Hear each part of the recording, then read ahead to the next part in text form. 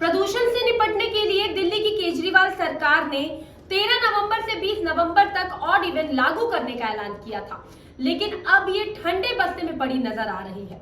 दिल्ली सरकार ने बुधवार को कहा कि सुप्रीम कोर्ट द्वारा ऑड इवन की प्रभावशीलता की समीक्षा किए जाने के बाद इसे लागू किया जाएगा। अब दिल्ली सरकार ने आदेश जारी किया है कि 20 नवंबर के आसपास क्लाउड सीडिंग के जरिए कृत्रिम बारिश का प्रयास किया जाएगा। दरअसल दिल्ली एनसीआर के लोग हर साल की तरह इस बार भी भीषण प्रदूषण का सामना कर रहे हैं। यहाँ हवा की गुणवत्ता लगातार गंभीर श्रेणी में बनी हुई है। ऐसे में प्रदूषण से निपटने के लिए दिल्ली सरकार द्वारा तमाम कदम उठाए जा रहे हैं, हालांकि अब तक नाकाफी साबित हुए हैं। वहीं अब सरकार का कहना है कि 20 नवंबर के आसपास क्लाउड सीडिंग के जरिए कृत्रिम बारिश कराएगी। ऐसे में सवाल उठ रहा है कि क्या 10 दिन दिल्ली एनसीआर के लोगों को प्रदूषण की मार के बीच बचने के लिए भगवान के भरोसे रहना पड़ेगा। इससे पहले दिल्ली सरकार ने प्रदूषण को देखते हुए दिल्ली के स्कूलों में सर्दी की छुट्टियों का ऐलान कर दिया है।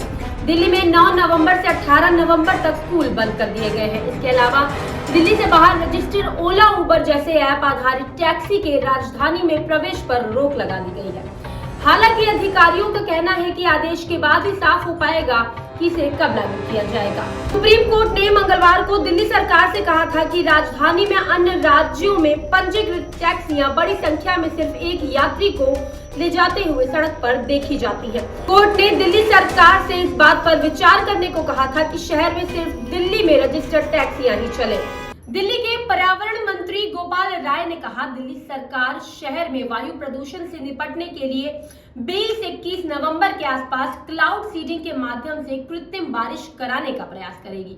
राय ने कहा, उन्होंने आईआईटी कानपुर के वैज्ञानिकों के साथ एक बैठक की, जहां पर उन्होंने बताया कि क्लाउड सीडिंग का प्रयास केवल तभी किया जा सकता है जब वातावरण में बादल में नमी हो।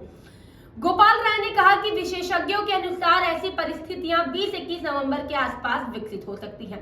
हमने वैज्ञानिकों से इस संबंध में एक प्रस्ताव तैयार करने को कहा, जिसे सुप्रीम कोर्ट में पेश किया जाएगा।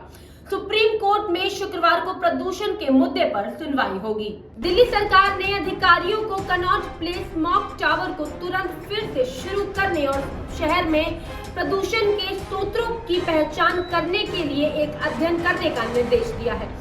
राय ने दावा किया था कि दिल्ली प्रदूषण नियंत्रण समिति के अध्यक्ष अश्विनी कुमार ने सरकार को सूचित किए बिना दोनों परियोजनाओं की एक तरफा रोक कर दिया है।